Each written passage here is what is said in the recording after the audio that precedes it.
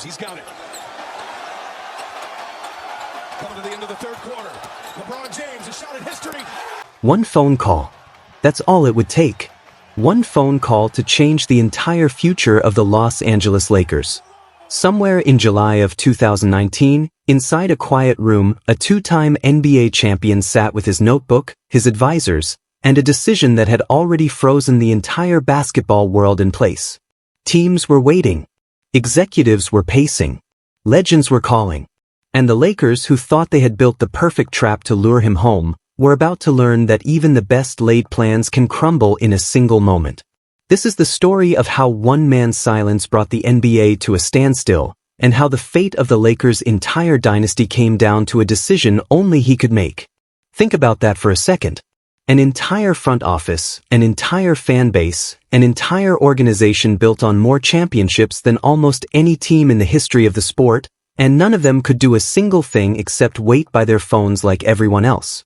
Executives who had spent decades in this business, who had negotiated some of the biggest deals in league history, reduced to refreshing their phones and hoping. That's how much power one quiet, guarded, almost mysterious basketball player held that summer. And by the time this story reaches its end, you'll understand exactly why so many people believed the entire future of the league's most iconic franchise rested on his shoulders. To understand how we got here, we have to rewind just a little. Not years. Just months. Because everything that happened that July was set into motion by a chain of events so strange, so unpredictable, that even the smartest people in basketball couldn't have scripted it better. It starts in the spring of 2019. LeBron James had just finished his first season in a Lakers uniform, and it had gone about as badly as anyone could have imagined. Injuries. Chaos. A locker room that never quite found its rhythm. For the first time in over a decade, LeBron James was watching the playoffs from his couch instead of playing in them. The Lakers, a franchise built on banners and legends, had missed the postseason entirely. For a team with this much history, this much pride, this much impatience, that was unacceptable. Then, just as the front office was trying to figure out how to fix things, something even stranger happened. Magic Johnson, the man running the Lakers' basketball operations, the smiling face of the franchise, walked into a press conference before a game and shocked everyone in the building. He announced, right there on the spot, that he was resigning. No warning. No heads up to ownership. Reporters sat frozen. Executives around the league sat frozen. Even his own general manager didn't know it was coming. The Lakers, one of the most storied organizations in professional sports, suddenly had no one steering the ship, right as the most important offseason in years was about to begin.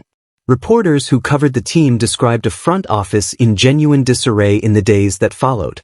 There was no time to properly search for a replacement, no time to bring in a seasoned voice to steady the ship. The season had just ended in disappointment, the roster needed answers, and now the very person meant to provide those answers had walked away without so much as a heads up to his own staff. It was, by any measure, a strange and unsettling way to begin the most consequential offseason in franchise history. But somehow, out of that chaos came clarity. The remaining front office, led by a young general manager named Rob Pelinka, made a decision. If they were going to save this season, if they were going to give LeBron James a real shot at another championship before his prime slipped away, they needed a second superstar. And there was only one name on their board that mattered. Anthony Davis. Davis had spent years in New Orleans as one of the most gifted big men in the league, but the losing had worn on him. He wanted out, and he wanted to go somewhere he could win now. His camp made that desire public months before the trade ever happened, which set off a tense, drawn-out standoff between the Pelicans front office and a Lakers team desperate to get a deal done. For a while, it looked like it might not even happen at all. The Pelicans, unwilling to simply hand a superstar to a division rival on the cheap, slow-walked the entire process, fielding offers from other teams just to keep the Lakers honest and drive the price even higher. Adding another layer of intrigue, Davis and LeBron James shared the same agent, a powerful figure named Rich Paul, which led to plenty of speculation and scrutiny about just how coordinated this entire pursuit really was. Critics questioned whether the process had been influenced behind the scenes long before any formal trade talks began. Regardless of how it started, by the time the trade deadline arrived that season, no agreement had been reached, and the Lakers were forced to wait months longer, all the way until the following offseason, to finally get their man. When the deal finally came together that summer, it was not cheap. Young prospects. Future draft picks. All of it went into the deal. It was a bold, almost reckless bet. But the Lakers made it anyway, because they believed something bigger was coming. They believed that if they could land Anthony Davis, they could also land the biggest prize of the summer. A two-time champion.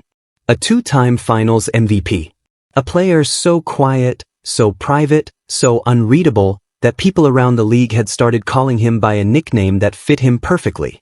Kawhi Leonard. If you want to understand why the entire league, and especially the Lakers, were holding their breath over one man's decision, you have to understand who Kawhi Leonard actually was. This was not just another star player weighing his options. This was a player who had already proven, twice, that when he was healthy and locked in, he was capable of carrying a franchise to a championship almost by himself. Years earlier, as a young star in San Antonio, Leonard had helped bring down a Miami Heat team that featured LeBron James at the absolute peak of his powers, and Leonard walked away with Finals MVP in the process. He was still in his 20s. He was already a champion. Already one of the most feared two-way players the league had seen in years. Then came the injury. A quad problem that lingered and lingered, turning into one of the most bizarre and drawn-out sagas in modern NBA history. Leonard played in only a handful of games that season, and every time it looked like he might return, something would hold him back again. Reports swirled about disagreements between Leonard's camp and the Spurs medical staff. The team's doctors reportedly believed he was healthy enough to play. Leonard and his camp disagreed.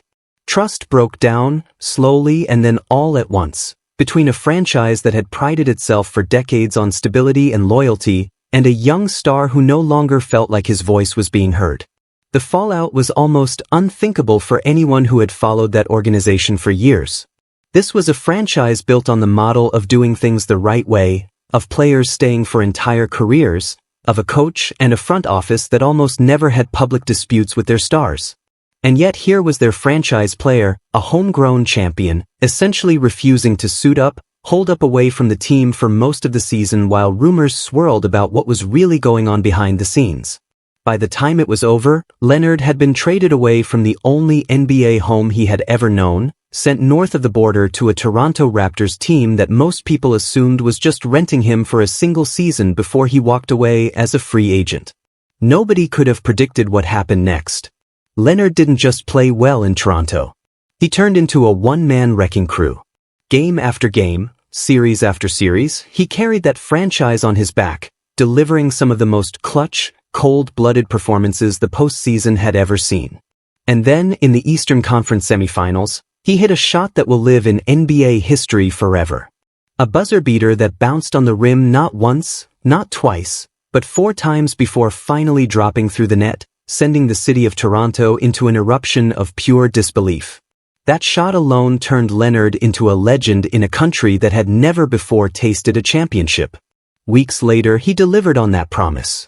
He led the Raptors to their first NBA title in franchise history and walked away with Finals MVP for the second time in his career.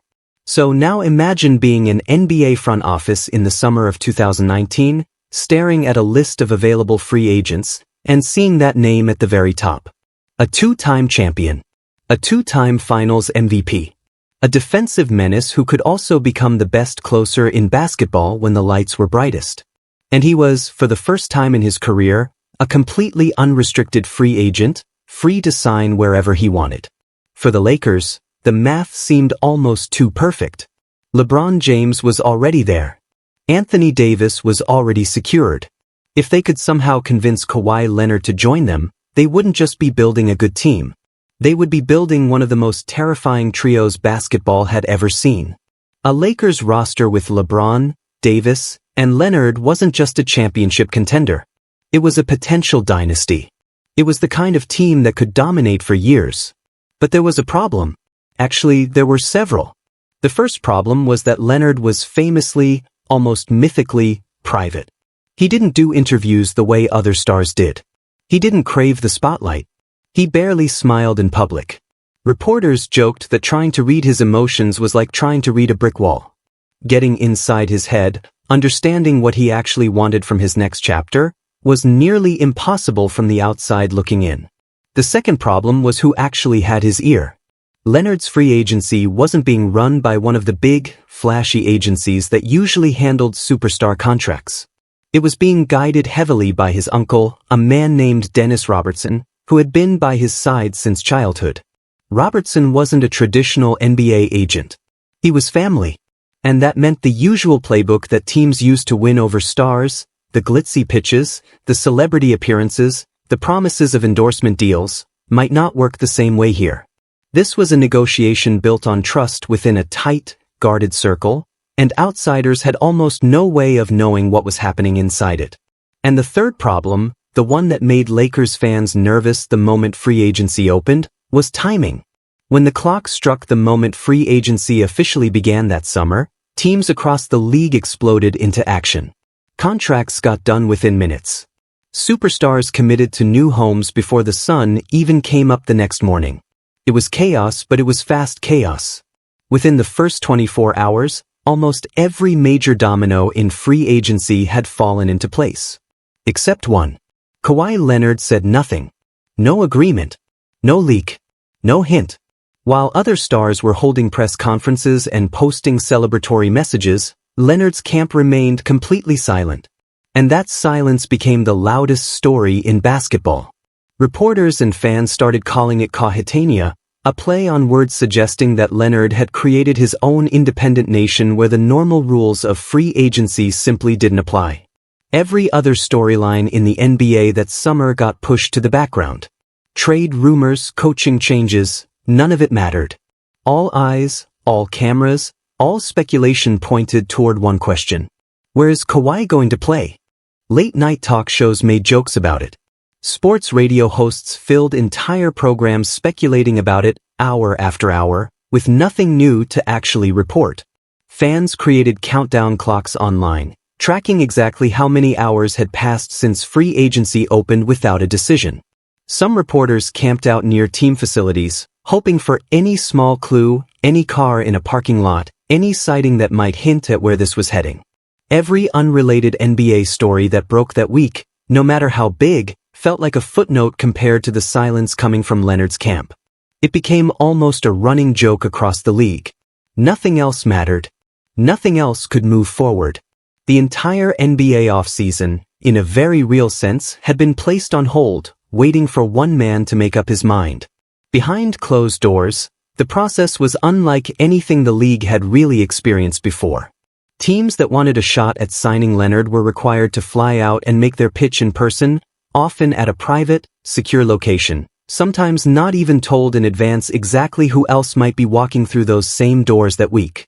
It felt less like a normal free agency meeting and more like separate covert operations, each team trying to figure out what the others were saying, what promises were being made, what angle might actually break through.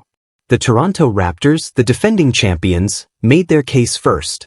They had just delivered Leonard the ultimate prize, an NBA title, and they believed loyalty and recent history would count for something. Their argument was simple and emotional.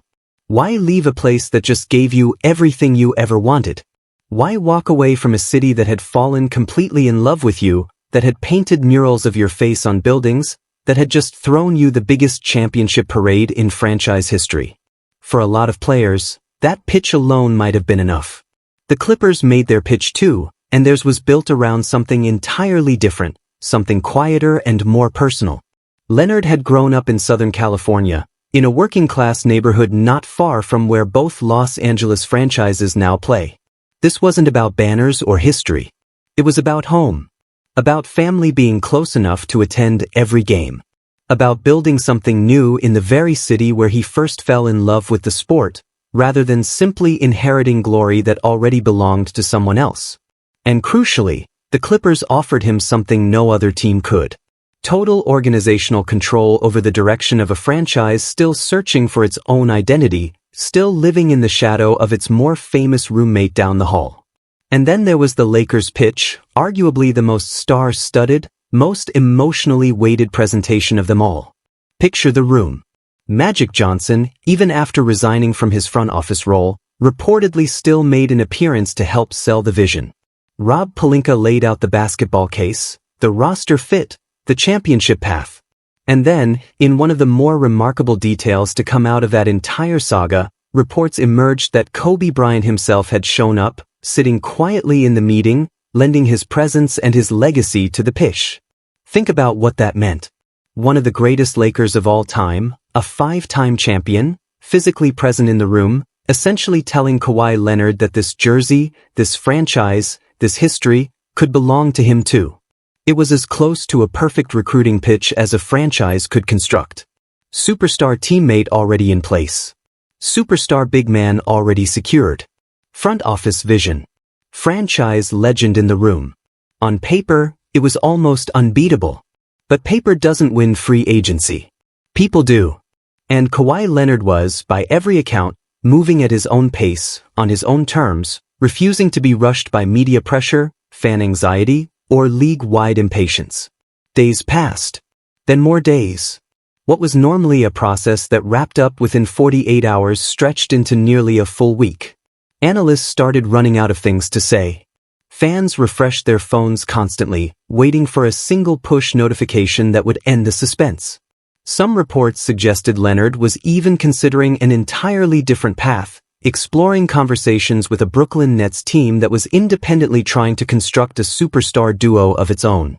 The idea that Leonard might leave the Western Conference altogether, might walk away from both Los Angeles teams entirely, sent a fresh wave of panic through anyone counting on him staying close to home. And then, quietly, a new wrinkle emerged. One that would ultimately decide everything. The Los Angeles Clippers, sensing that basketball fit and hometown ties alone might not be enough, decided to gamble. They reportedly began working on a separate, connected piece of business. If they could convince Leonard to sign with them, they would also acquire another top-tier superstar to play right alongside him. That player was Paul George, an all-star forward who, Kobe Bryant at the time, was under contract with the Oklahoma City Thunder.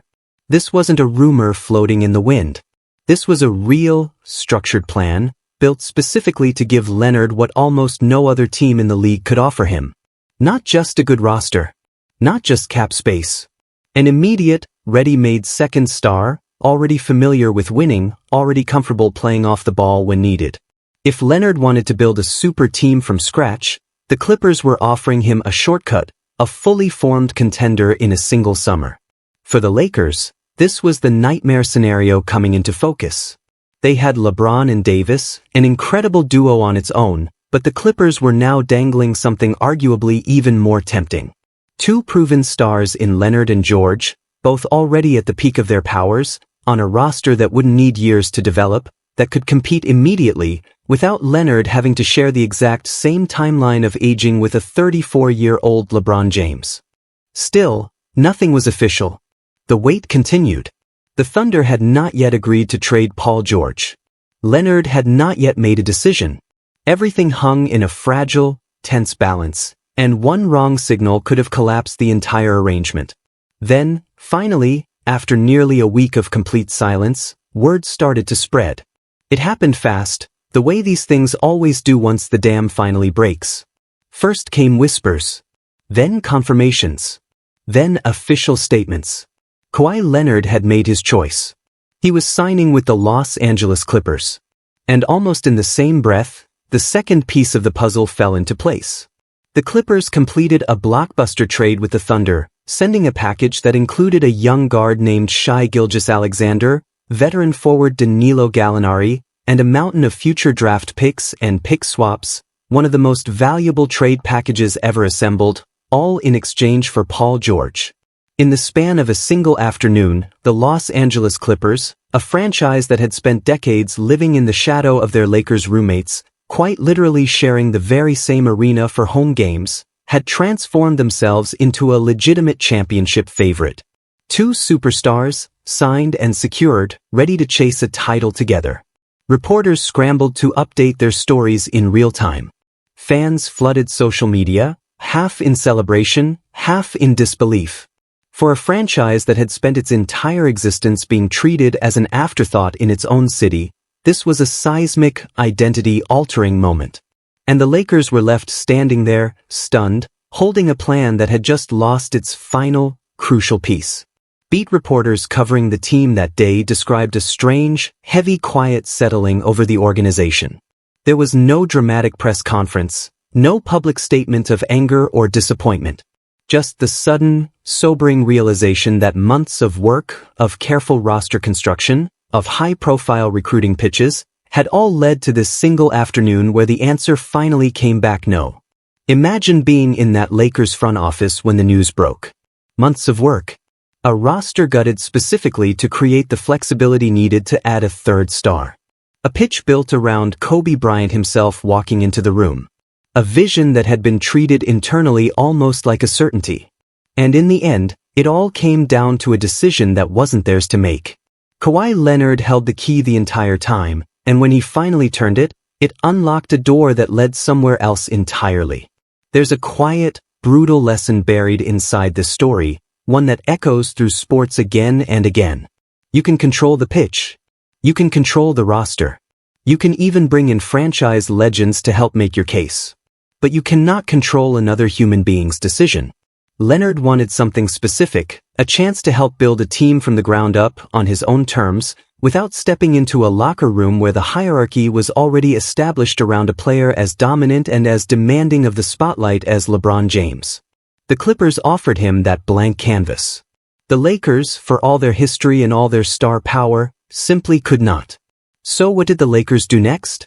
They had a choice to make, and it had to happen fast. They could sulk. They could publicly complain about how close they had come. Or they could pivot immediately and figure out how to build the best possible roster around the two stars they still had. They chose to pivot, and they did it with remarkable speed and precision. Within days, the front office reshaped its entire approach. Instead of chasing a third max-level superstar, they went out and collected an army of proven veterans, players who had tasted winning before, who understood their roles, and who were hungry to prove they still had something left to give. They brought in Danny Green, a sharpshooting wing who had actually played alongside Kawhi Leonard in Toronto just months earlier and helped him win that championship, adding both shooting and championship experience to the roster. They signed Dwight Howard, a former all-star center who had fallen out of favor around the league but still had size and rim protection to offer. They added JaVale McGee to further reinforce the frontcourt. They brought in Avery Bradley for perimeter defense, Rajon Rondo to run the offense and provide playoff-tested point guard experience, and Kentavious Caldwell-Pope to add even more shooting and defensive versatility on the wing. It wasn't the flashy, headline-grabbing roster fans had spent all summer imagining. There was no third superstar name to put on a billboard. But quietly, methodically, the Lakers had built something that made basketball sense. A deep, defensively sound, veteran-laden team built specifically to support two truly elite stars, rather than trying to squeeze a third ego and a third max contract into the mix. The season that followed tested every ounce of that roster's resilience. In the middle of that year, the basketball world was rocked by devastating, unimaginable tragedy when Kobe Bryant, the very man who had sat in that free agency meeting trying to recruit Kawhi Leonard, passed away in a helicopter accident along with his daughter and several others. The city of Los Angeles, the Lakers organization, and the entire sport were left grieving. For a franchise that already carried the weight of history on its shoulders, this loss added an entirely different kind of pressure and purpose to everything that followed that season. Then, just months later, the world itself seemed to pause. A global pandemic brought the NBA season to a sudden halt, forcing the league to eventually restart months later inside a sealed-off environment, away from fans, away from home arenas, in what became known as the bubble. It was an eerie, surreal setting for a championship chase, empty stands, artificial crowd noise piped in through speakers, players living away from their families for months at a time inside a controlled campus environment. For a lot of teams, the isolation, the strange atmosphere, and the mental toll of being cut off from the outside world for so long proved to be too much to overcome. But inside that strange bubble, the Lakers, carrying the memory of Kobe Bryant with them every step of the way, kept winning. Every single game that postseason, the purple and gold jerseys carried a small patch honoring Bryant, a quiet, constant reminder of exactly who and what this team was playing for. LeBron James spoke often that year about wanting to bring a championship home not just for the city, but specifically in tribute to a man who had once sat in a room trying to help recruit a superstar to play alongside him, only for fate to write a different story entirely. Round after round, LeBron James and Anthony Davis, the very duo the Lakers had originally hoped to pair with Kawhi Leonard, proved they didn't need a third star to get the job done. They pushed through the playoffs and eventually reached the NBA Finals, where they defeated the Miami Heat to capture the championship. LeBron James won his fourth title and fourth Finals MVP award. Anthony Davis, in his very first season with the franchise, became a champion as well, fully justifying the massive gamble the Lakers had made to acquire him in the first place. And the veteran role players the Lakers had signed almost as a consolation prize after losing out on Leonard, players like Danny Green, Rajon Rondo, and Kentavious Caldwell-Pope, all delivered crucial moments along the way, proving that the pivot plan the front office scrambled together in the days after that stunning rejection had been the right one all along. And what about Kawhi Leonard and the Clippers, the team that had won the summer's biggest recruiting battle? Their story took a very different, far more painful turn. That first season together was rocky in ways few people expected from a team with this much talent. Injuries limited how much Leonard and Paul George could actually play together during the regular season, and the chemistry that looked so obvious on paper never quite translated into the kind of dominant, cohesive basketball everyone had predicted back in July. Still, by the time the postseason rolled around inside that same isolated bubble environment, the Clippers looked like genuine contenders, deep, talented, and battle-tested. When the Clippers finally reached the Western Conference semifinals against a scrappy, resilient Denver Nuggets team led by a young star in Nikola Jokic, they built a commanding 3-1 series lead, seemingly on the verge of advancing deep into the postseason exactly as everyone had expected all along. Fans and analysts alike were already penciling them in for a deep playoff run. And then it all unraveled. Game after game, the Nuggets clawed back, refusing to fold under pressure, playing with a looseness and confidence the Clippers simply couldn't match. Reports later surfaced describing genuine tension inside that Clippers locker room, whispers of players not fully buying into the coaching staff's approach down the stretch, of chemistry issues that had quietly simmered beneath the surface all season finally boiling over at the worst possible moment. The Clippers, weighed down by that mounting pressure, collapsed in stunning fashion, becoming just the 9th team in NBA history to lose a best-of-7 series after leading 3-1. The team that had won the biggest off-season battle went home early, eliminated before ever even reaching the conference finals. The team that lost that same battle back in July, the team that had been humiliated on national television when Leonard chose a different city entirely, walked away from that same bubble with a championship trophy in hand. It's the kind of twist that almost feels too poetic to be true, but that's exactly what makes this story so unforgettable. For one tense week in July of 2019, Kawhi Leonard genuinely held the fate of the Los Angeles Lakers in his hands. His decision was the single missing piece that could have completed one of the most dominant super teams basketball had ever seen. And when he chose a different path, chose to build something entirely his own across town instead, it forced the Lakers to abandon their original master plan and construct something different, something built on depth, chemistry, veteran toughness, and the enduring greatness of two players who refused to let one rejection define their season.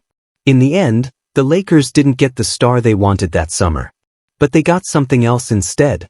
Motivation. Clarity. A roster shaped by necessity rather than luxury. And ultimately, a championship banner that will hang in that arena forever, a permanent reminder that sometimes the plan you're forced into ends up meaning more than the plan you originally dreamed of. It's worth sitting with that for a moment. Every front office in professional sports believes, at least a little, that success can be engineered. Get the right pieces. Make the right calls. Say the right things in the right room at the right time. And most of the time, that belief is at least partly true. But every so often, a single human being, one person's private hopes and private fears and private definition of what a fulfilling career should look like ends up mattering more than every spreadsheet, every pitch deck, every carefully rehearsed presentation combined. Kawhi Leonard wasn't chasing the biggest names or the brightest spotlight that summer. He was chasing something quieter. Ownership. Identity. The chance to build something that would be remembered as entirely his own, rather than something he simply joined. And in choosing that path, he unintentionally forced one of the greatest franchises in sports history to discover a version of itself it might never have found otherwise. A grittier, deeper, more determined team, built not around three superstars sharing one basketball, but around two generational talents surrounded by players who had something to prove.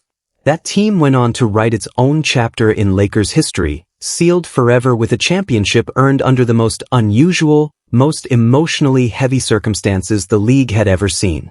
Kawhi Leonard held the key that summer. He just decided to open a different door. And basketball history, in ways nobody could have predicted on that tense, silent week in July, was rewritten because of it.